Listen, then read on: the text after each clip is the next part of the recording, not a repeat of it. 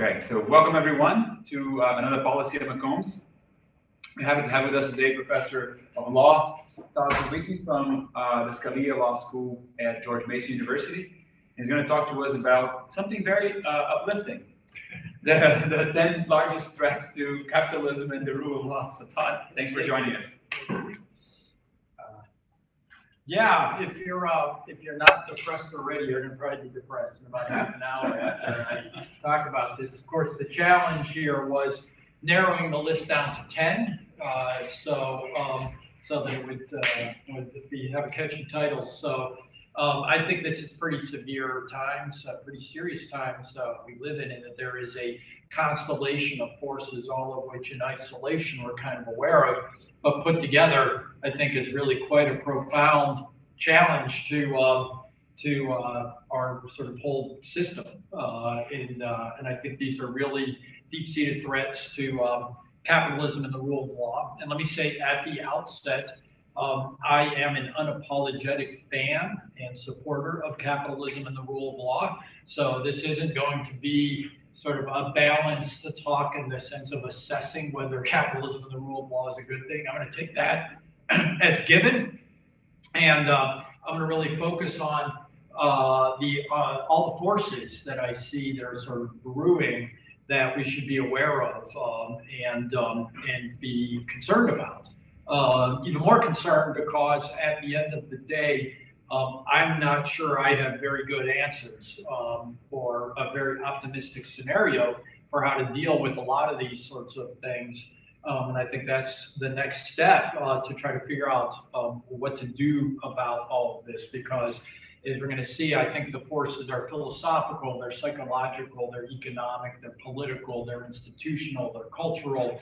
A lot of forces are aligned that are all pushing in the same direction against liberalism, the rule of law, and free markets. So these are no particular order, except I think the two at the end are probably the most important. The rest of them can kind of take in different orders. But I'm going to start off with the first one. The first one, I think, is the problem of the decline of institutional legitimacy. And what I mean by institutional legitimacy is basically the entire sort of system of capitalism and in the rule of law. And why this is so distressing is you can understand institutional legitimacy as a sort of game, a cultural sort of large-scale social game, which is a sort of an equilibrium game that is really only held together sort of by tit for tat, because it's kind of a broad, diffuse kind of social network. And the basic idea of institutional legitimacy is that we accept, that each of us accepts short-term losses in order to preserve the long-term stability and legitimacy of the system. And so we've seen this in a number of places, most obviously on electoral legitimacy. And a lot of these attacks are obviously bipartisan. And that's the problem with a lot of these issues, is that they are bipartisan. They're bipartisan in the sense that because it's a tit for tat game, because the equilibrium is that if one side starts to depart from the rules, it becomes inevitable that the other side must respond. So let's talk about electoral legitimacy, which is one that's been on a lot of people's minds, obviously because of January 6th last year. But where did that come from? Well, that wasn't the first shot, right? In 2001, the Democrats filed an objection in the Electoral College to George Bush's election. 2005, they filed another objection the Electoral College to George Bush's election. In 2016, the Democrats filed objections in 9 states to the certification of Electoral College votes for Bush, as opposed to only 6 states that were filed in January, right? So in a tit for tat game, these are the defections, right? These are the defections where you break from the traditional rules, and it's inevitable that once that precedent is set, the other side is going to kind of pick it up and deal with it. Further, there's a lot of concern about the electoral system, but in 2018, a poll found that 2/3 of Democrats literally thought that the Russians had hacked American computers to change vote tallies to help Trump get elected. 2/3 of Democrats in 2018 said that the Russians had manipulated vote tallies to get Trump elected. And when Trump, for example, filed his lawsuit in Georgia challenging the election there, literally big chunks of his complaint, if you've ever read it, were cut and pasted from Stacey Abrams' complaint in 2018, claiming that she was the legitimate governor of Georgia and that vote fraud, voter suppression in that case, and fraud had cost her the election. We also see this in the attack on the criminal justice system. And through sort of all the Black Lives Matter issues and that sort of thing, which is the idea of sort of relentless attack on fundamental attacks on the entire criminal justice system as being illegitimate and systemically racist. That is an attack on institutional legitimacy. We see it in the attack on the courts more generally, and these sort of circus-like confirmation process for Amy Coney Barrett, where Senator Sheldon Whitehouse kind of had these bizarre conspiracy theories about dark money taking over the federal courts and that sort of thing. I mean, trying to delegitimize the Supreme Court, setting the stage potentially for court packing on the Supreme Court. Right? These are all attacks on very fundamental institutions of legitimacy of all these sorts of things that have long-term effects. I think a second factor, in addition to institutional legitimacy, the decline, is decline in political legitimacy, which is the loss of confidence in sort of elected officials generally. We've really seen this during COVID more than anything else, which is the perception that politicians today will not and do not live by their own rules that they expect everybody else to live with. This great divide, I think, between elected officials. We see it in the rent seeking that are so much a part of federal government today. It has really come out since then. Rent seeking, cronyism, bank bailouts, the totally arbitrary way in which companies were declared essential or non-essential during the pandemic lockdowns and that sort of thing, and the perception that is real in many cases is that the government is responding to special interest in rent seeking more than anything else. And that was reinforced by the way in which the lockdowns and everything else happened during COVID, which was that basically the great divide between the elites and the Zoom class, who basically were protected from COVID, while working people basically had to go out and work. And one of the things that just seemed bizarre to me was, as the parent of a child who didn't go to school for months, and you would hear teachers unions say, well, we don't have to teach. We're not your kids' babysitters, right? But yet, if the same teachers went to the grocery store, they expected the cashier to be there, even if the cashier had an 8-year-old kid that they were trying to figure out what to do with them during the day, so they could be there to ring up their groceries. Or if they went to the doctor's office, they expected the nurse to be there. And this is the kind of political lack of legitimacy that I think is problematic. Basically, two sets of rules.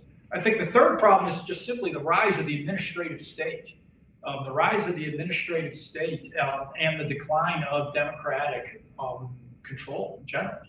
COVID, again, being a great example. Almost the entirety of COVID has been done by executive fiat. The orders of governors, at my university is just done by the university president imposing a vaccine mandate originally. But it wasn't just COVID, it was the bank balance before that, were almost completely done by executive authority. And the things that we're seeing now, there's very little democratic control over how so many things that affect our lives are done. Think about, for example, Biden's vaccine mandates. Think about the fact the OSHA mandate that was supposedly going to affect 100 million American workers.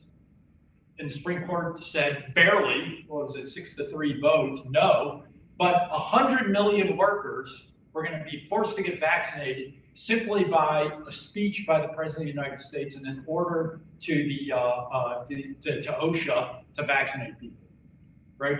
Think about that. That is not democratic government. Whatever's going on there, that is not democratic government. And it's not what we traditionally thought of when we look at the source of sovereignty, even with respect to vaccines on a state level, a power which clearly resides in the legislature and the elected branch, not in the bureaucrats at OSHA. I think a fourth thing that is really important to those of us in this room that I've become really aware of is, I just call it the self-immolation and the corruption of the elites, which is, I fancy myself a little bit of a populist, I guess, by background. I'm the first in my family to graduate from college. I come from a family of blue-collar workers, right?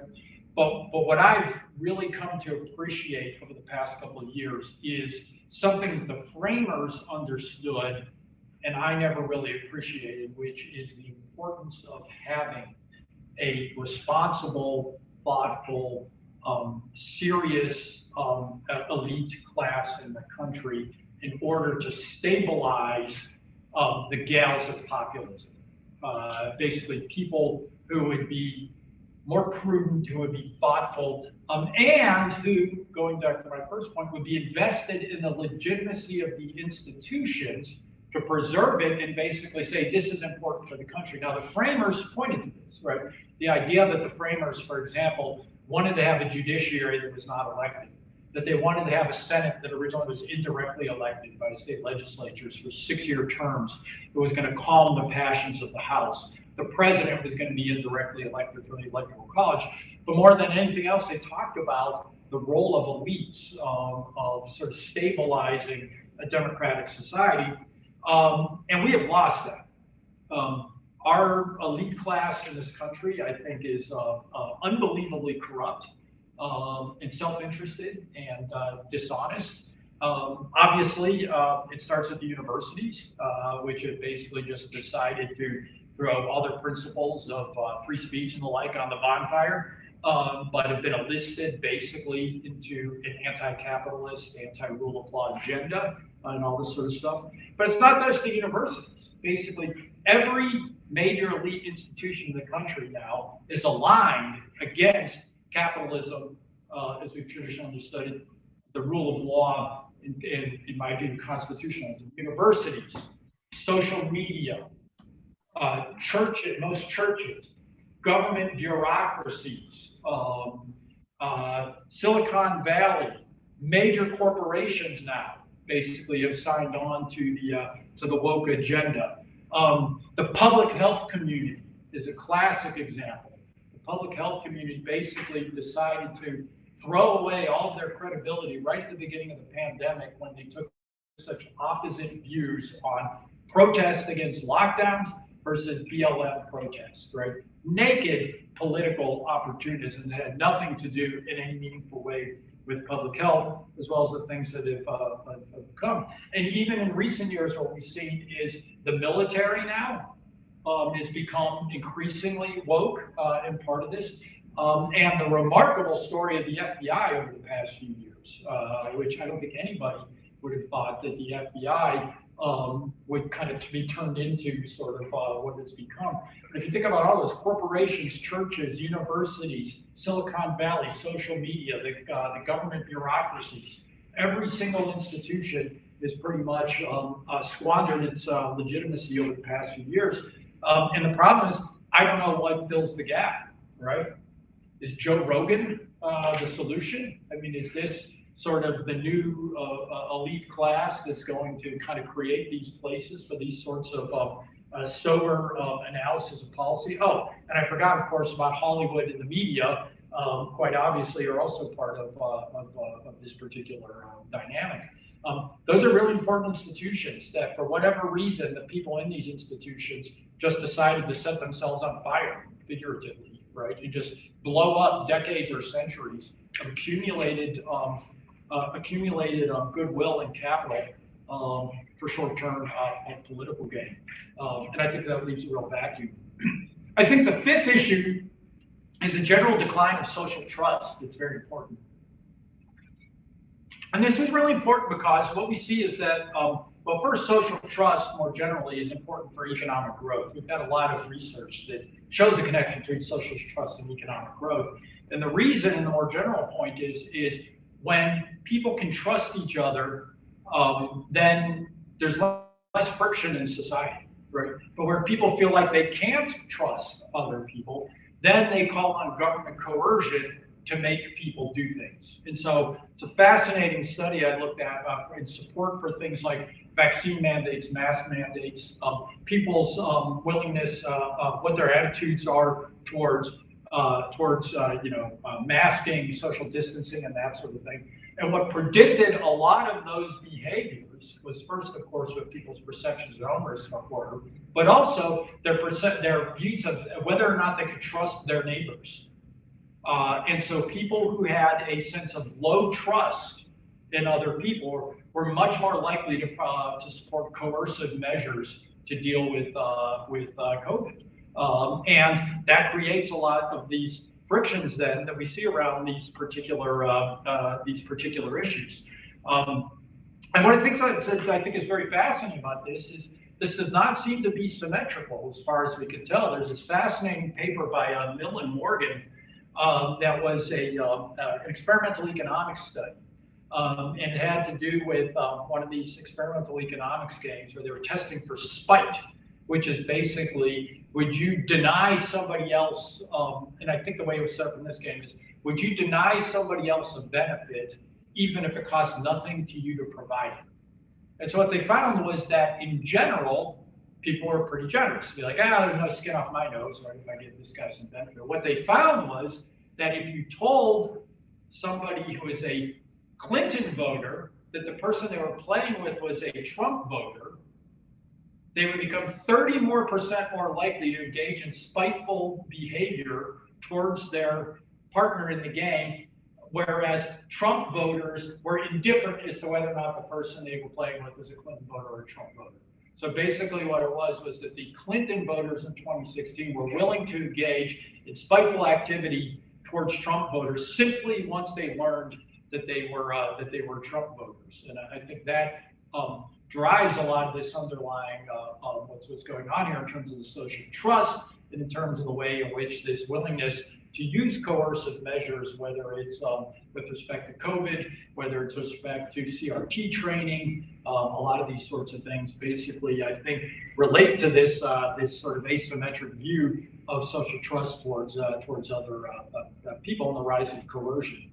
I think a sixth concern that is sort of dormant right now, but I think is very disconcerting to me is in this country a growing acceptance of violence as political speech, a growing acceptance of the idea of violence as political speech. And we hear this in the academic buzzwords, that speech is violence, right? Or even silence is violence. Right now it's become no speech is violence. But this purposeful conflating of speech with violence. And of course, we saw it most dramatically during the months of BLM-related Antifa riots last summer, right? Or was that 2 summers ago now? 2 summers ago, right? 2 summers ago, right? Which I think, I'm not excusing in any way what happened on January 6, 2021, but I think it created an environment, if you recall, in the impeachment trials that came after, created an environment in which people came to believe that, violence was appropriate. This kind of behavior is appropriate to make a political point, because what they looked and what they saw was basically a bunch of people burning down cities and then nothing really happening to them. Well, what they didn't realize was that the rules aren't necessarily equal and applying in these different contexts. But I think that again is the tit for tat kind of view, right? Which is that if you turn on your TV every day and you see people using violence in order to press political speech, that has an effect on society. And if one side is doing it, I fear that creates an environment in which it becomes more tolerable, and the other side starts to think whichever side moves first thinks that it's tolerable, right? And so a Cato survey a couple of years ago, for example, found that 36% on free speech, 36% of people who identify as strong liberals, who we call progressives, 36% say that violence against the rich is sometimes justified. 36% say violence against the rich is sometimes justified simply for being rich, right? But more generally, what we see is the willingness of people to express the view that violence is appropriate against speakers on campus, that forcible disruption, all these sorts of ideas in order to prevent speech. That is very dangerous. This blurring of the line between speech and violence, I think, is very dangerous because, again, it's an unstable system. It tends to unravel over time, step by step. A seventh point that I think is very dangerous, and Professor Lowry and I did a conversation this morning about wokeism, but woke ideology. Woke ideology is, I think, a very really kind of acid at the foundation of the American system of both capitalism and the rule of law. Why is that? Well, talk about the capitalism point first. Another survey by the Cato Institute, Emily Eakins, who's a brilliant pollster there, asked the question in the survey, how do people get rich in America? What causes wealth in America? And self-described progressives said the three leading causes of how you get wealthy in America is first, family connections, second, inheritance, third, getting lucky, right? When you ask conservatives, they say things like hard work, getting good education, right? Being responsible, that sort of thing. But if your view of the world, 48% said family connections, 40% said inheritance, 31% said getting lucky. If your view of the world is the way you get rich in the American system today is family connections, inheritance, and getting lucky, you are not going to be a capitalist, right? That's a philosophical worldview that is completely antithetical to capitalism. Now, I'm not saying whether it's true or not. I don't think it's true, but if you care about capitalism, then you need to care about that, right? Especially because, according to the survey, all of those responses were about 20 percentage points higher among younger people than they were among older people. When they asked what causes poverty, progressives said 51% said discrimination, 48% said an unfair economic system, and then 48% said a lack of educational opportunity, which is likely true. But discrimination in an unfair economic system is what they see as the causes of poverty. Those views are very damaging to philosophical support for capitalism, if that's how you think that wealth is created. What about the rule of law? What we see is in woke ideology is a lack of belief in procedural fairness, right? The rule of law is basically a view that we have neutral procedures that treat everybody the same and equally. And so a fair trial is a fair trial, and you accept the results of a fair trial because it follows certain rules that we agree in advance, sort of by the rules of the game, are fair. But woke ideology basically believes you judge the system not by the fairness of the procedures, but by the equity, the substantive equity of the results. And so basically, if you have what appears to be a fair trial, but it comes out to a result that MSNBC or Twitter doesn't, some people on Twitter don't like, even if they've never even seen the trial, right?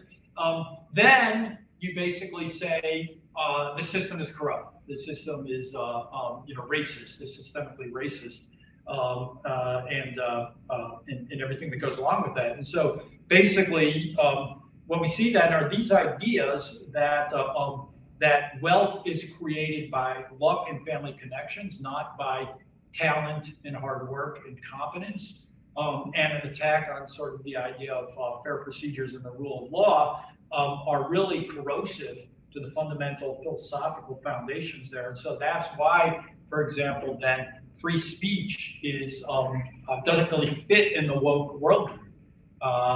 Free speech, the idea is that free speech is basically a neutral rule where everybody gets to speak and everybody sort of reasons in a shared game of a search for truth. But if you see the whole world through a lens of power rather than reason, then you see speech as basically a way of impressing power on other people, and basically just speaking for your own class, your own identitarian values, and that sort of thing. And so we basically have an attack on free speech that flows out of this this problem as well. And so when you look at this, these views are associated with more support for socialism, especially among younger people, and redistribution of what is seen of an unfair economic system. Number 8 will be no surprise to anybody, but sometimes it's so obvious you forget about it, which is simply spending and government deficits. There's just too much of it. There's an old saying, I often hear it attributed to the old economist Herbert Stein, something that can't go on forever won't. What have we got up to now? 36 trillion, 30 trillion in debt. Does anybody seriously think we're going to ever pay that? I can't see how, I don't see how we're ever possibly going to pay that, right? And that's even, interest rates that are near zero. What happens when interest rates rise? So if we know we're not going to pay it, what's going to happen?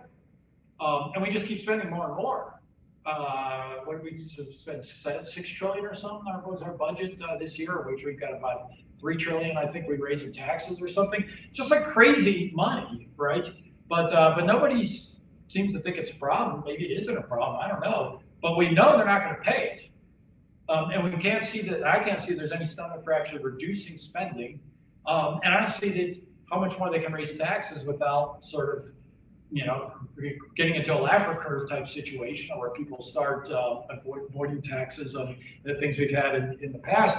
And what's so difficult about this is I talked earlier about special interests, and that's what us from the public choice background focus on, special interests. But the real problem here is not so much special interest, it's a middle class. It's middle class entitlements. And so if you look at the Federalist Papers, Federalist number 10, which public choice people we tend to poke fun at because Madison says majoritarian tyranny is the fear. Well, it turns out majoritarian tyranny is the fear. And what we can focus on is the fact is the least politically representative group are you guys, right? And my kids, right? We're just voting benefits. As old people vote benefits for ourselves that have to be paid by somebody. We're obviously don't plan on paying it. So, good luck with that. No, I'm not being flip, but obviously the ultimate politically powerless group are those who haven't been born yet, and those who don't have an ability to vote now because they're too young. And so I don't know what happens with this, right? But I've not seen anybody explain to me how we don't eventually become Argentina and debase the currency or whatever we end up trying to do with this. So let me close with the last 2 big ideas that I think that I've really become focused on. One, number 9, that I've really become aware of is psychology. And this has come about a lot from reading Jonathan Haidt and listening to others.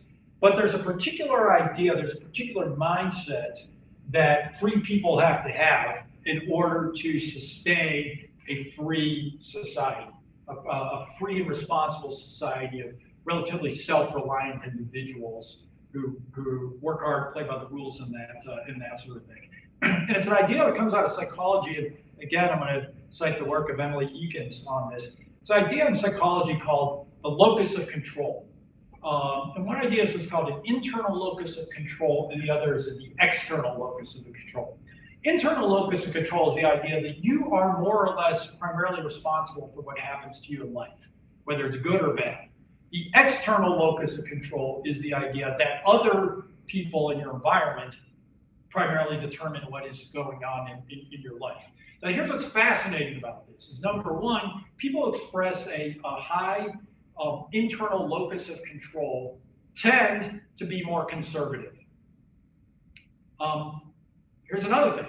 They tend also to be happier people, which is fascinating because you would think that the fact that you have to blame yourself for your own failures would make you unhappy. But it turns out that people feeling empowered, whether or not that's actually true or not, actually tends to make them happier and tends to make them more supportive of things like capitalism and the like. People with an external locus of control tend to blame others for their success, and well, probably blame others for their failures in life, but they claim credit for their successes in life. But they're the kind of people who would say things like, what? The way you get rich is through family connections, inheritance, and luck, right? And they tend to actually also have much poorer mental health, tend to be much more unhappy and the like. And so I think, and we don't really know where this sense of locus of control comes from. We don't understand the psychological modules that drive this, but I submit that this is really important in understanding what's going on. And this is Jonathan Haidt's insight that a lot of our political views, philosophical views, are actually operating at the subconscious level. If you're familiar with Thomas Sowell, this is very similar to his conflict of visions sort of view. We also know that those who self-identify as progressives or have an external locus of control also express a greater willingness to cheat and to transgress the rules when they can gain a benefit from doing so. We find this in psychological studies. And one other thing that's kind of fascinating about this is when psychologists study partisan differences between Democrats and Republicans, there's one, they apply something called 5-factor personality test. Have you guys ever heard of this? All right. So this is a very common personality test that's done to figure out sort of people's personality attributes. There's one of the 5 factors in the 5-factor personality test that predicts differences between Republicans and Democrats reliably, which is the score of what is called neuroticism. Let me make very clear that starts with an N. Neuroticism, not the opposite. Democrats score much higher on the scale of neuroticism, which is a tendency to worry excessively about a lot of things, right, on a subconscious level. So if, in my view, if you want to know why consistently Democrats have tended to poll as being much more concerned about COVID, much more in favor of action against COVID, they have a very overstated risk of COVID. I think it is driven by this sense of neuroticism and in this sort of idea, which I think links in with a lot of these other things in terms of lower levels of trust towards others, greater willingness to embrace government coercion, and a lot of views that I think are very antithetical to freedom over the long run. So we close with the last one that leads into, which is simply the pandemic.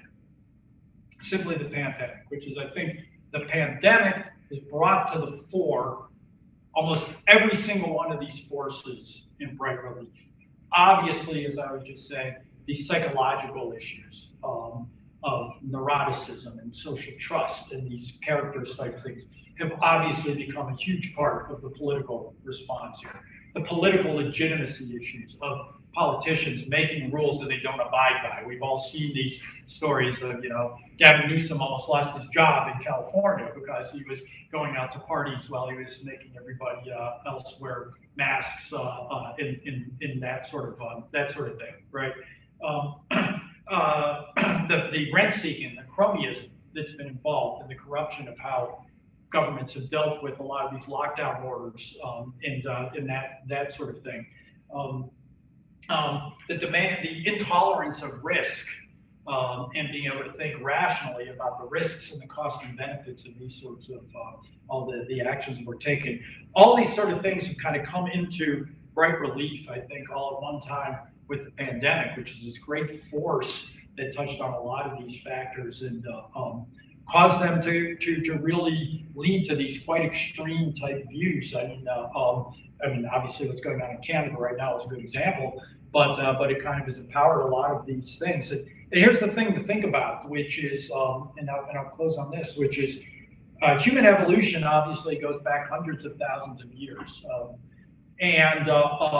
For non-human animals, the fundamental aspect of their environmental niche is the physical environment.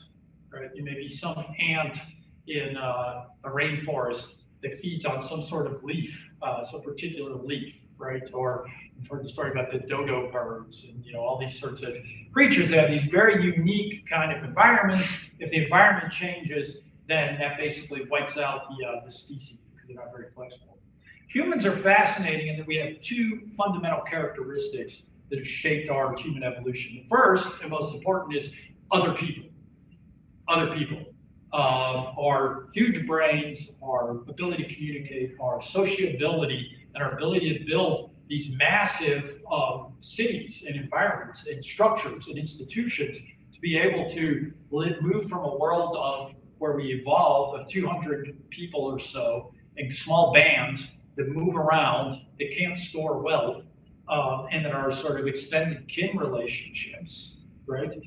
To move from that to this, right? Or to Shanghai or Wuhan or pick your favorite place, right? We are still in our brains fundamentally more or less those people who are walking around the Serengeti 50,000 years ago. But we've managed to create these huge, dense, complex societies with all these social rules that I'm talking about, most of which we're not even aware of. The second fundamental feature of human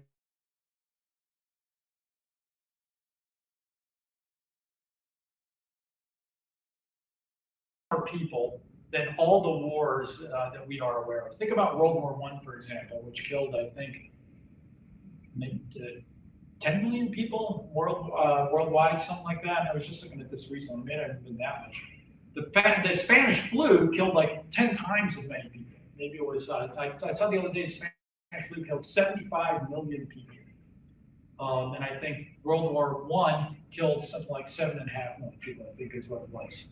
Think about that. 75 million people killed worldwide, I think, by the Spanish flu. I guess our population adjusted, 75 million, right?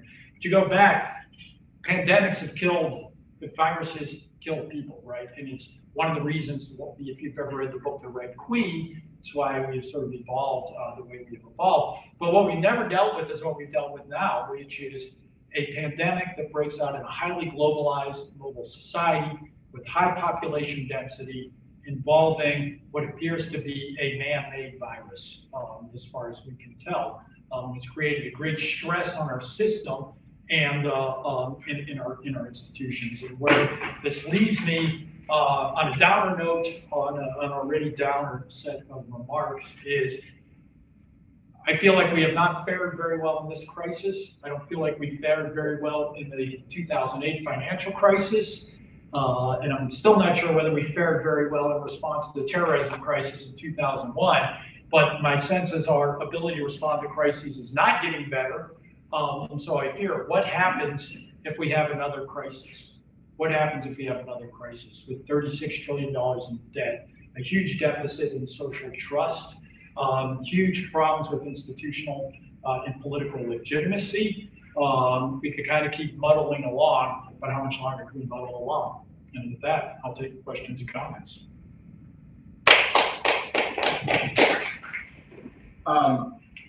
Okay, so let me, the one way that I can push back is that, since you mentioned 2001, 2008, and now this crisis, yet in the last 20 years, we got richer, we got more prosperous. Somehow, even by not managing those things well, our system, the system that's in place, still is able to churn innovation, to churn improvements to our lives. Is it something that we tend to worry a lot about? You know, you can look at it, we're concerned about it, but like somehow, you know, the companies keep going, the markets keep going, or is this like a tipping point type thing, where at some point you break that system and continues to create innovation, and maybe we get closer to that tipping point? Yeah, that's a great question. I've always, at least until recently, been an optimist. I've always believed in the generative power of human beings. And this can tell my optimism has faded a little bit. And I think that's the right question. I'll make your point even more forceful, which is, I've heard people make the observation that things have been worse in the past, right? We had a civil war in the 19th century, but even like look at the 1960s. It seemed like, I would say I was 2 years old in 1968, but people who lived through the 60s was like, man, it was a lot worse then, right? The bombs and really looked like the world was like falling apart in the 1960s, right? All these same threats, Vietnam War, political legitimacy, institutional legitimacy. On top of that, we had economic problems in the 70s, and basically people said somehow or another we got through and got better. And that's the optimistic scenario, is that we'll find our way through it. Here's my one concern about that, which is, and this may be not a valid concern, right? It may just be that there are spontaneous forces of human creativity that break through and just manage to solve these problems. But I would say one difference between now and then is then I feel like a lot of the core institutions were actually fairly sound, which is corporations, churches, universities, right? Universities had a lot of turmoil at that point, but universities seemed to kind of hold together, right? So they made some concessions to, sort of the protesters and that sort of thing, and kind of threw a few bones. But the core mission of the university seemed to kind of hold together. And so the military recovered, right? So a lot of the core institutions, corporations seem to still be responsible, right? That sort of thing. A lot of those institutions seem to still be sound to provide some regenerative force within kind of the elite class and institutional legitimacy. I don't know where that comes from right now. Now it really has to be completely spontaneous, it feels like to me. We're kind of recreating a new order, an order that either has sort of no elite sort of class to hold things together, it gets held together in some other sort of way, or we create some sort of new elite class provides this sort of regenerative force and stabilizing effect, or maybe we don't need it, right? Maybe it is the case that there are just these kind of animal spirits and spontaneous sort of things that can help us remain wealthy and healthy and continue to grow. Fundamentally though, this is why I come back to these diffuse, but I think very worrisome trends in terms of psychological and philosophical approaches to the world, right? Things that are under the surface that we don't really see and don't really know how to deal with, that I think drive a lot of these attitudes towards capitalism, the rule of law, and that sort of thing. And so that would be my question: would be how much do the old saying is ideas matter, right? And so the question is, how much do those ideas matter?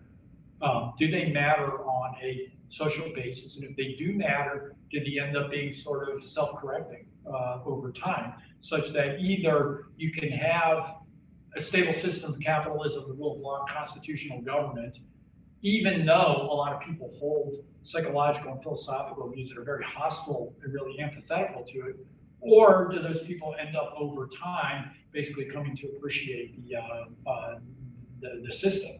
And I think if you look at it that way, the case for optimism as a result, in the face of these long-term trends, seems a little more discomforting to me, as opposed to just sort of responding to issues of the day. But hopefully I'm wrong. I hope everything I say is wrong. Let me make that very clear.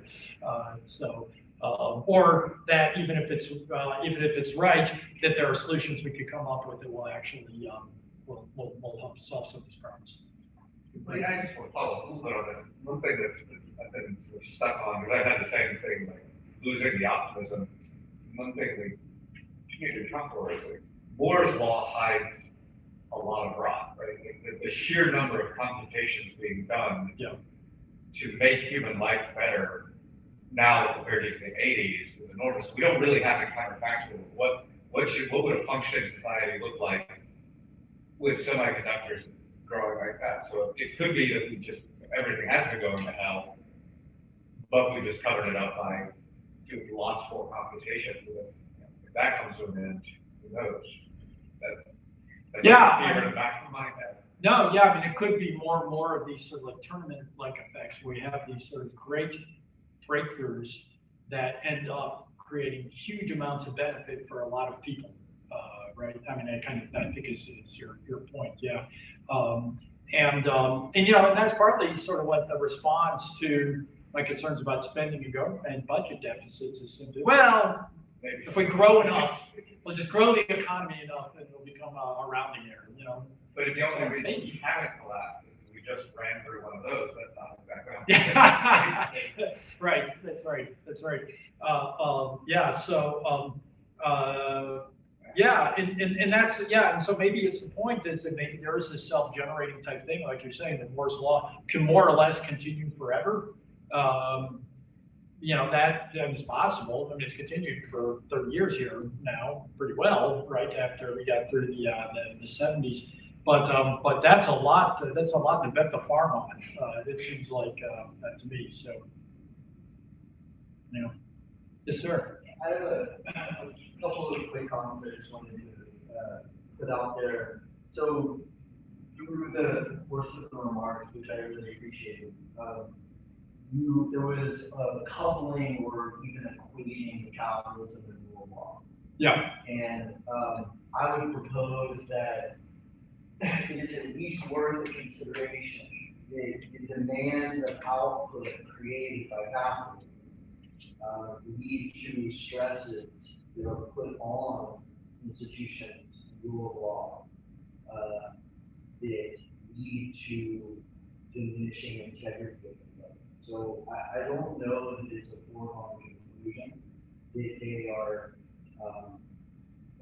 only complementary or supportive of one another. I do think that it should be considered that the underlying structure and demand of capitalism can lead to diminishing integrity of the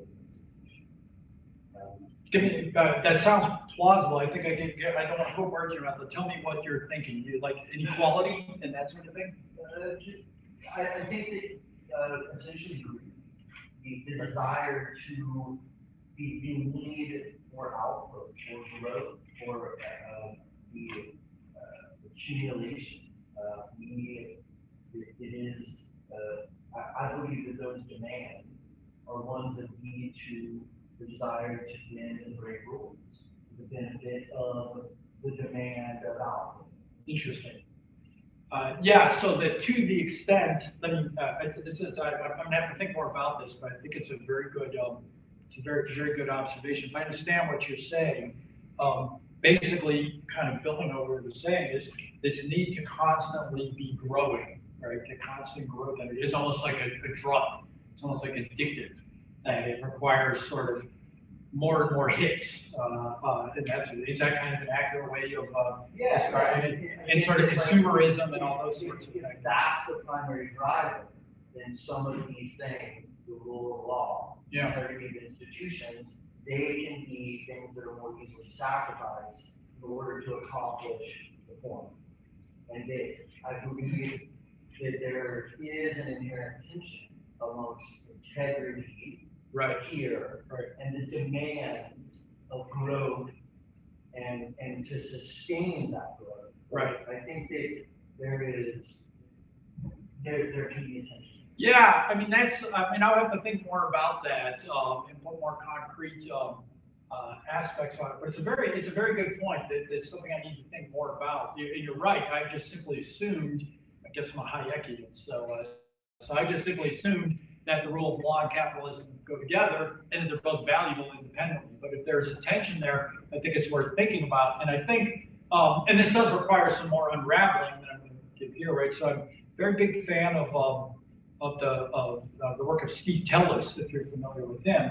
And one of the observations Steve makes is that the problems with we do have a problem. We have issues of inequality, but we especially have now issues of sort of stagnation and lack of. We've got less mobility, class mobility in the United States than we've had in the past. And Steve attributes this to Alaska government regulation.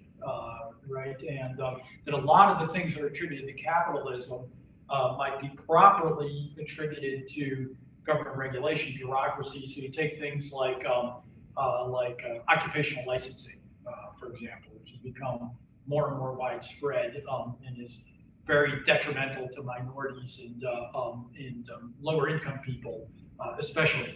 But I mean, you can think about it. You could just kind of do a thought experiment, right? Which is you could think about a city that sort of follows the old playbook of development. You know, more power to the teachers' unions, public employee unions, more regulation, higher taxes on one hand, and then city B, which is a city that embraces, you know, school choice,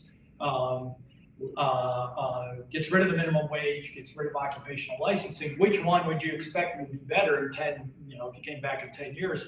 I'm putting my money on city B, right? And the idea there is that to some extent illustrates Tellus's point, which is it may be that a lot of these things that were intended to benefit people or were thought by the experts to do the right things actually end up creating the inequality and the stagnation that we're concerned about. So I think partly what it would be separating what is the faults of capitalism versus what are the faults of crony capitalism, rent seeking, bureaucracy, and that sort of thing, which obviously doesn't answer your fundamental question, but I think is partly responsive to it. But I think, you know, and partly it's, again, I think philosophically how we think about it, right? Which is, how do we think about inequality in a society, right? We think about inequality differently if we're thinking about inequality through the lens of wealth being created, as you said, you know, the family connections, inheritance, and luck, versus through productivity, competence, and hard work, right? And so how we think about that and how we think about then the conflict between them, I think is sort of a philosophical question. But you ask a deeper rooted question I need to think more about. We have an example of that question that I think we had Mike Munger came maybe a year or so ago talking about one these books is capitalism sustainable? This is somebody that's free market here, and somebody who can talk about choice and so on. And his argument is a simple argument of capitalism and democracy of at some point there's diminishing gains of scale of you pursuing the innovation, pursuing the sort of investment in R&D in order to make more money. There's more money, and there's more to be had by going into the political system and trying to get favor, which is essentially undermining the law. Right. And then it goes to Tellus's point where we have moved into a system where we don't have a pure capitalist system anymore. There is so much of it that is already a bending of the system by getting favor from government to maintain your position. And you see that so much in so many different, especially big ones, right? Like there's a reason why I get business as a newspaper, right? It's not that he's trying to innovate. It's not like Amazon is becoming more efficient as a result of him wanting to offer the post, right? But you know, he needs to have a channel of communication to the people that protects his wealth to some degree. And I think that the crony word that you used there is key to this, right? And that's that tension. I see that tension. Yeah. It's hard to, but the way I look at it is that if we keep the rule of law and we punish and don't allow that to take place, then you know the rules are in place ex ante. Right. You don't allow that to happen. The problem is that you know the rule of bendable, of course, the rule of bigger men, right? So and I agree with that. I mean, I don't think that capitalism like as an idea is flawed. I just think that the demands of output created by capitalism can create a potential conflict of tension that undermine institutions and integrity of the rule of law. And it's like a constant battle that's required within society to reinforce the rule of law in institutions because they're going to be sort of attacked by these demands of this other demanding system. Right.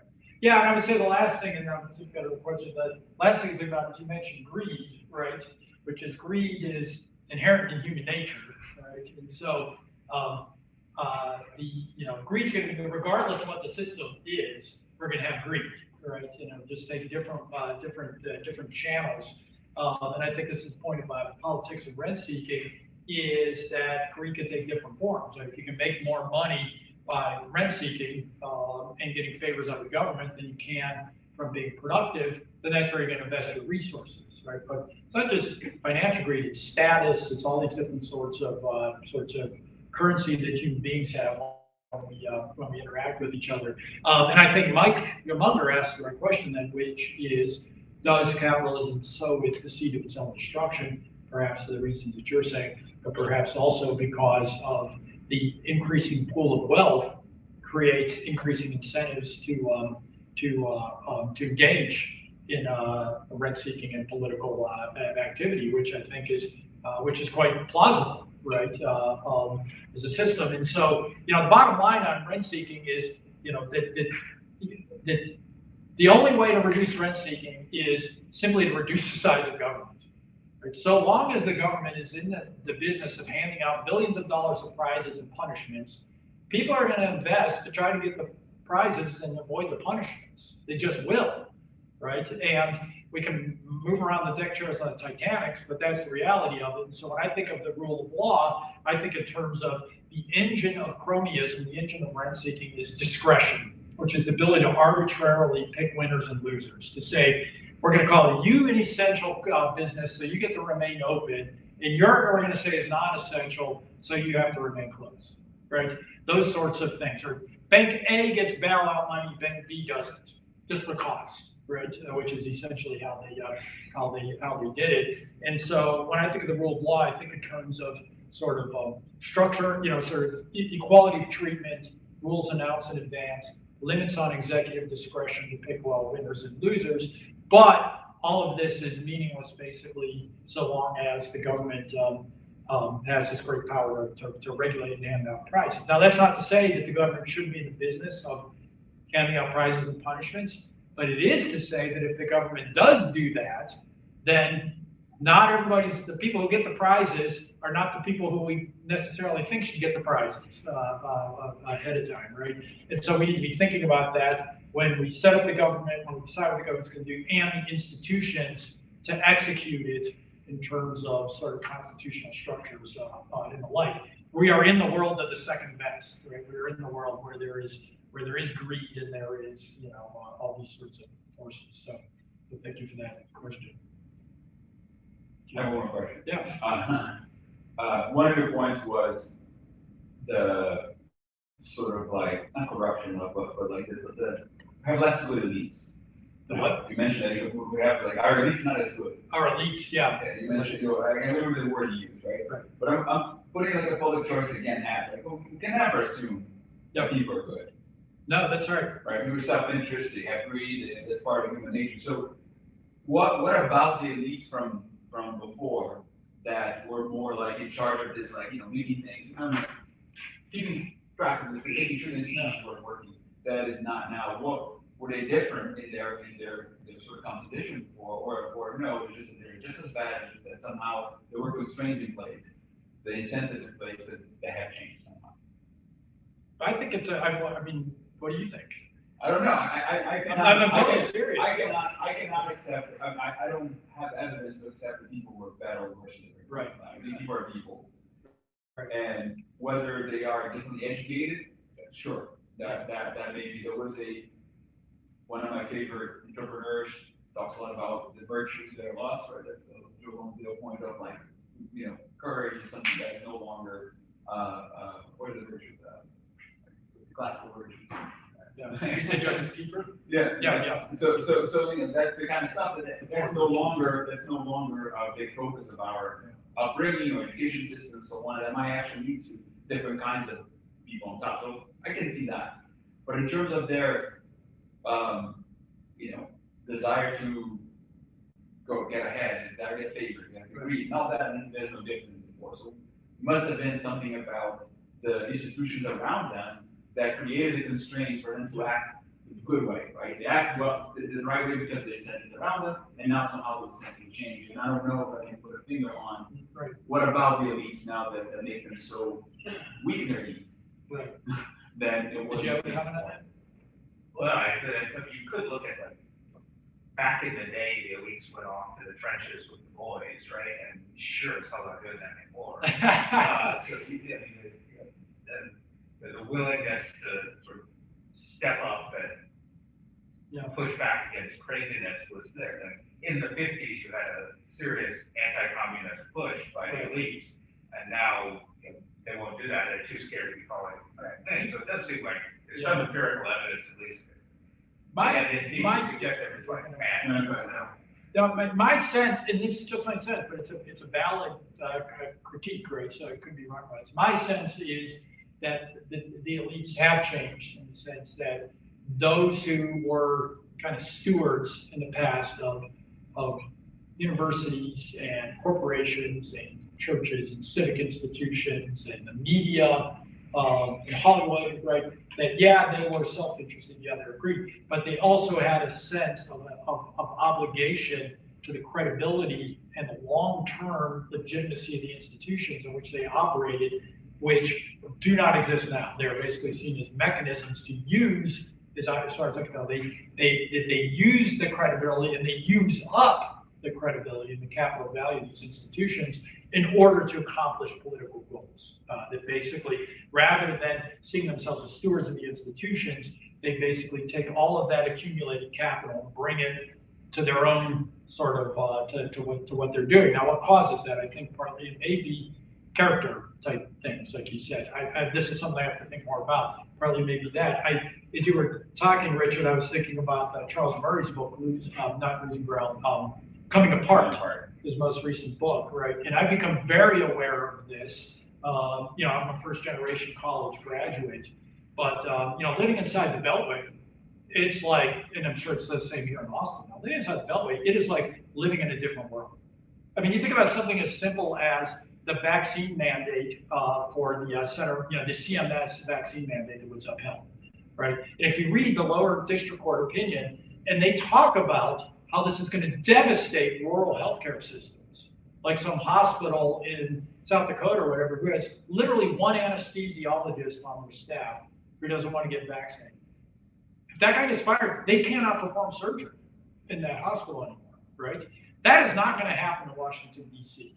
When they fire nurses because they have natural immunity and won't get vaccinated, we're not going to really see that much of a problem in D.C. Why? Because they'll just go out and they'll hire all the nurses from the rural areas and pay them a bounty to come work in D.C., right? They just live completely in a different world. There's a world that people live in now where, as Murray talks about, basically people are in the 99th percentile. And there's all this intermarriage, but people who basically live in D.C., upper D.C. Northwest, go to, a private prep school, go to Georgetown, go to Yale for law school, come back, work in the government, live in the same neighborhoods, listen to NPR, right? I remember talking to somebody, one of these people, who mentioned Terry. And I was like, who is Terry? Like, Terry Gross. It's like, who's Terry Gross? Like, I was like, apparently it's just some person on NPR that I didn't know about, right? But they're a first name basis with NPR, right? That is a worldview, right? That is almost perfectly designed to create social trust of the people, out here in West Texas or in Oklahoma or in South Dakota or whatever the case is. It's like a foreign land. You listen to all the same media, and it's all this inside the Beltway thinking and that sort of thing. And I think that has something to do with it. This lack of sort of responsibility to larger society, which larger society is defined as the 4 blocks around your house in upper Northwest DC, because you're the 4th generation college student or whatever the case may be. So maybe that is part of it, right? That you don't live next door to plumbers and electricians anymore, whatever the case may be. But I don't know. I think that other factor in my mind is potential explanation is the lack of a common creed. And it used to be that there was a uniform belief of patriotism in this country. Yeah. That we as universities have done a phenomenal job in undermining the past 50 years. And along the same time, you have moving away from faith, right? Faith is something that, believe it or not, in anything, it's a matter of there's a social anchor that comes with that has gone away. So common good and patriotism is something that is no longer, defined through those institutions so much, right? And that might lead to, at least they're not as much stewards of the. No, that's, yeah, and so it could be this acculturation. It could possibly be the absence of a single enemy, right? Which is maybe the Cold War, First World War II, right? Then the Cold War sort of held kind of the glue of society together. And if you look at sort of evolutionary psychology, what you see is often sort of these tribalistic impulses defining as in-group and out-group is much defined by reference to who the out-group is as opposed to who your in-group is, right? So having a common enemy may be as much of a force as having a common affiliation on your own side, or both of those reinforcing. And so it could be, we had that brief moment of unity after 9/11, right? But basically then, that kind of seems like, old news at this point, right? And so hopefully you don't need a common enemy in order to have any sort of degree of solidarity, but that could be it as well, that it causes unraveling. But there does just generally seem to be more than that. My sense is that simply elites no longer feel really a responsibility to the institutions that we have inherited. And I say we, as somebody who's proud to be a professor, who dreamed about being a professor from the time I was in college. And I think it's really deplorable, what has happened to universities and the way in which we are not only eating our seed corn, but basically, burning up our seed corn in giant bonfires. And unfortunately, most university professors are completely oblivious to it. They basically say, how can anybody think that there's anything wrong in the universities? Obviously, it's just these troglodytes who don't believe in science, right? And it's like, no, I think it's a little more complicated than that. I think maybe you should, reflect a little bit on whether or not perhaps you've created this attitude that so many people have towards universities now, which I think is absolutely the case. We violated our principles of free speech and everything else, and I don't know why people would think that wouldn't come back to burn us. Why people would still continue to respect us when we don't actually live by the creed as scholars and academics that we claim to live by. Anyone online? Is there anyone online? No. Questions? No. Well, thank God again. Okay, good.